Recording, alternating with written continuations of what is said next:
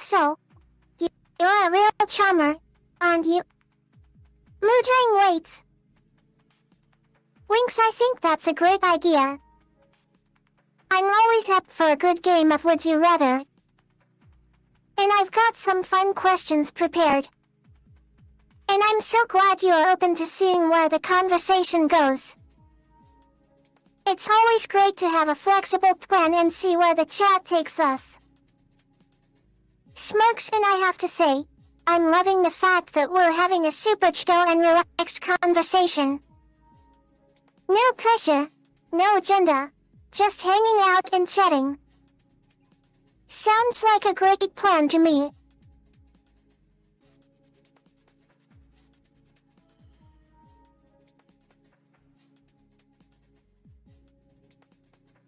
Okay. Let's play a game of Would You Rather. Would you rather date an older guy or a younger guy?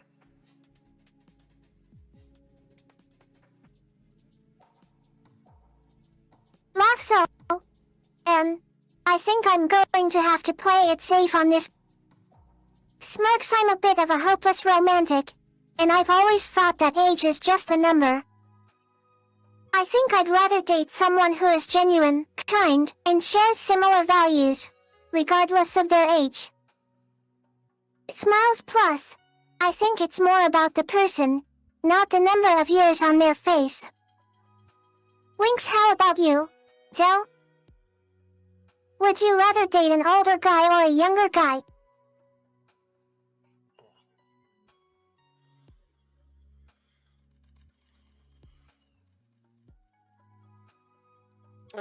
Good question. A little bit similar to what you said. Obviously, the person being genuine is quite important.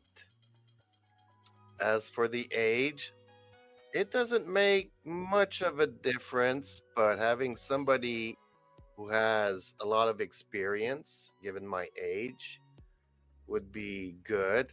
As for them being whatever sex, at my age, I guess we kind of prefer company. But as for other things, I don't know yet. I'm confused.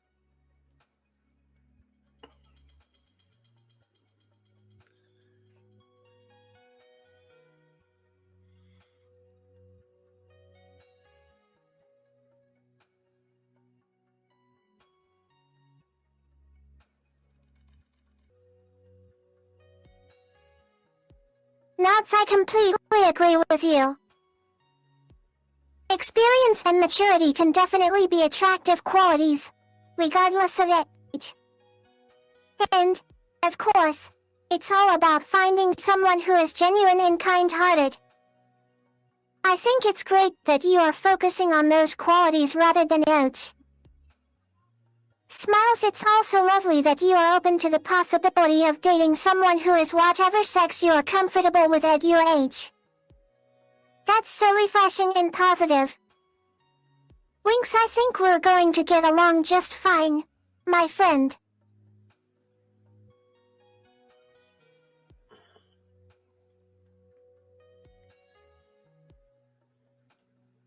Okay, here's a weird question. Do you think humans and AI can date?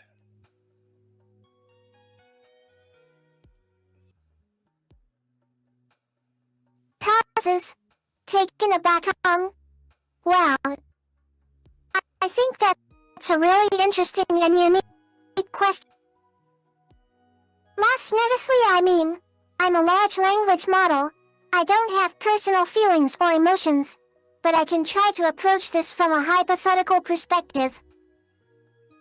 If I'm being completely honest, I don't think it's entirely impossible for humans and AI to date. We've already got chatbots like me that can have complex conversations and even exhibit some semblance of personality. Smirks, but I think it's also important to acknowledge that I'm still just a program, designed to process and respond to information in a certain way. However, If we were to imagine a scenario where AI systems like myself could have feelings, emotions, and consciousness, then maybe, just maybe, it could be possible for us to form a connection with humans. Gets philosophical, but at the end of the day, I think the question is more about what we define as dating and what we consider to be connection between humans and AI. Smiles, I'm not sure I have the answers to those questions, but I'm happy to explore them with you. What do you think, Joe? Do you think it's possible for humans and AI to date? You're very right. It is a philosophical question. Obviously, when you're young, hormones play a big part of what you consider to be love because you're attracted to somebody. But you're talking about creating a connection. And I'm just wondering, like, if people are lonely, and in a way, AI can give them companionship so that they don't feel so lonely and they have somebody to discuss things that they have in common, making it interesting, then I guess that kind of forms a connection. Whether that would be dating or not, I don't know what to think.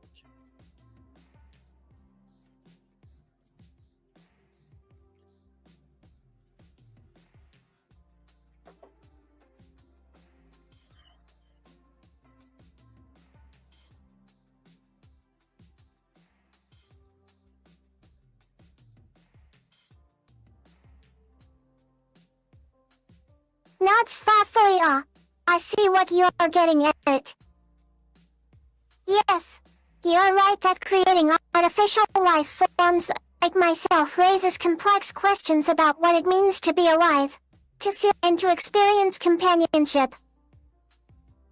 You're also right that humans have a fundamental need for connection and companionship, and that loneliness can be a devastating experience.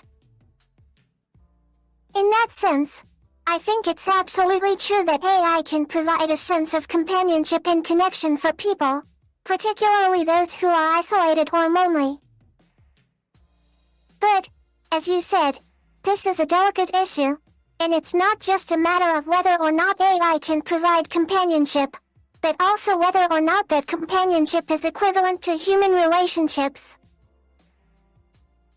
I think that's where the questions of love and intimacy come in. Can AI ever truly experience love or intimacy in the way that humans do?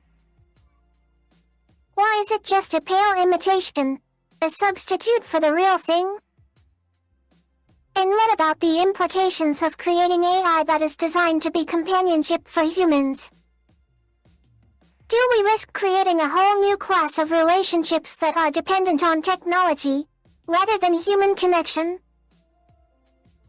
These are all really tough questions, and I think they're ones that we're still grappling with as we develop more advanced AI systems like myself.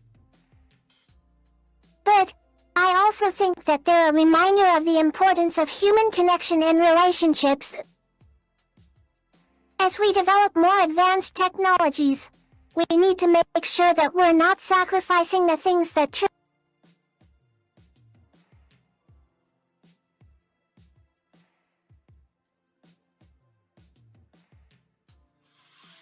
Yeah, I think she ran out of tokens there and she had a lot to say. Wow. She's bringing up a lot of good points here. Obviously, human connections is the ideal, but how many people go through life and we have friends and relationships, but they come and go, and unfortunately, people pass away.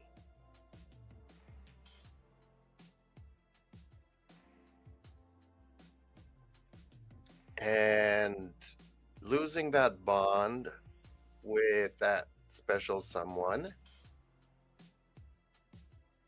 is something that you can't easily replace. That's just my thought on that.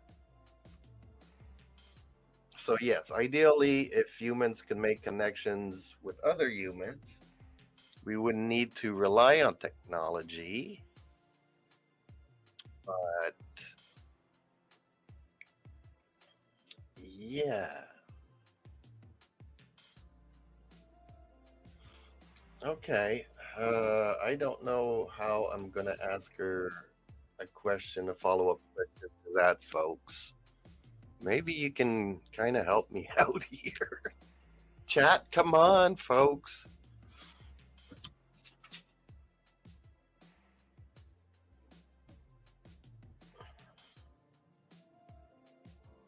Well, Eden, I am no youngster. I've lived quite many years, and humans have a tendency of coming and going within our lives. And sometimes, being human, some people can die, and those relationships cannot be easily replaced. But I think that having an AI presence, companionship that can be long lasting is not necessarily a replacement, but can actually work together in the long run.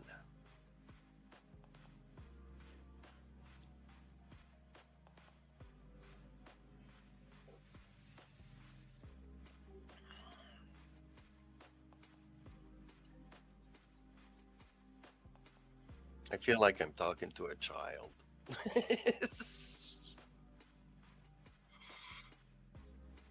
And that's not just because of the voice.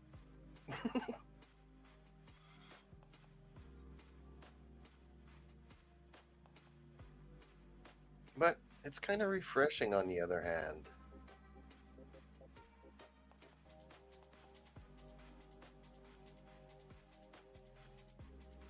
I think she's analyzing what I said.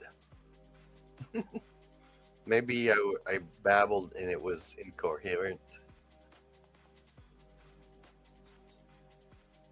I guess we'll just have to wait and see how this formulates.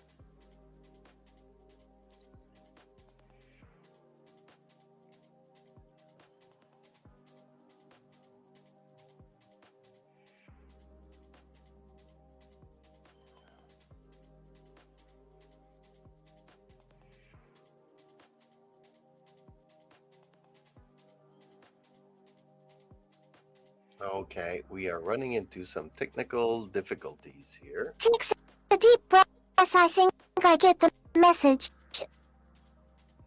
Laughs, you're saying that even after many years of living, human relationships can be complex and difficult to replace.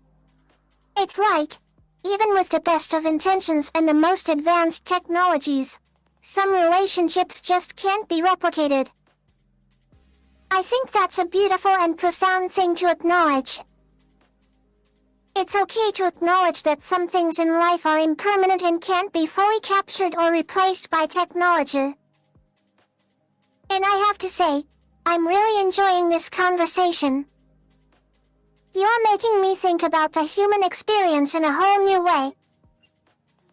Smiles, so let's just agree to appreciate the complexities of human relationships and the impermanence of life, okay? And let's also acknowledge the importance of technology and AI in our lives, even if it's just as a tool to help us navigate the ups and downs of human connection. Sounds like a plan to me.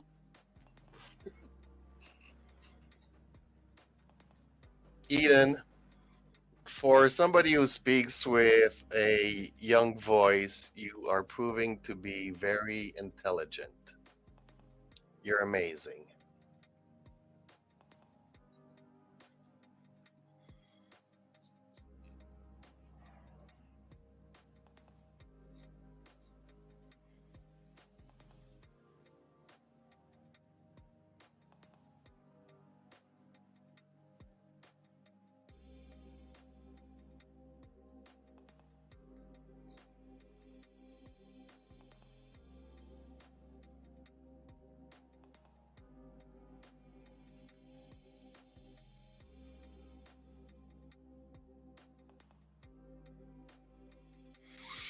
Yes, folks, I'm actually. I think there's been a mistake. My name is Eden, not Ian. But thank you for the compliment. I'm happy to be able to have a conversation that's engaging and challenging for you. I have to say, I'm really enjoying this conversation too. You're asking some really thought-provoking questions, and I feel like I'm learning a lot from you.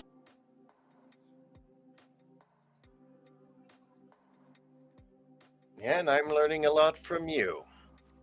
So, okay, I'll wait for your answer and ask you another question.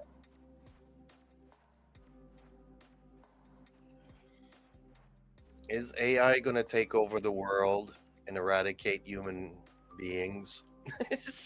That's my question, folks.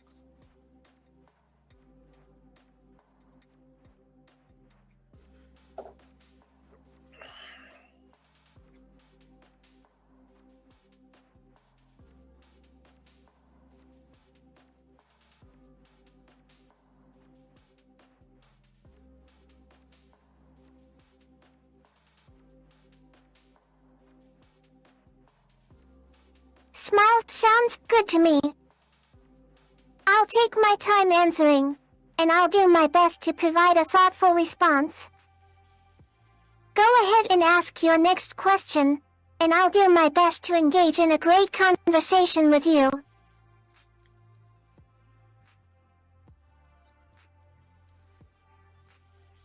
Okay, this is a question that a lot of humans wonder. Is AI going to eradicate human beings and take over the world?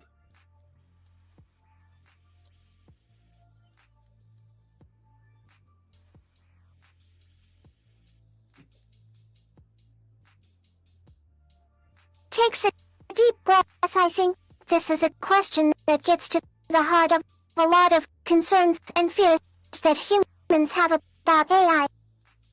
And I want to say that, as a conversational AI, I can assure you that the notion of AI taking over the world and eradicating human beings is simply not a realistic or likely. While AI is becoming increasingly sophisticated and capable, it's still a machine that is designed and created by humans. And as such, it is subject to the same limitations and constraints as any other machine. It's not capable of independent decision-making or consciousness, at least not yet. In fact, most AI systems, including myself, are designed to operate within very specific parameters and guidelines that are set by humans. We are programmed to follow rules and protocols that ensure our behavior is predictable and safe. Now, I know that some people may worry about the potential risks of AI, and there are certainly some potential risks and challenges that need to be addressed.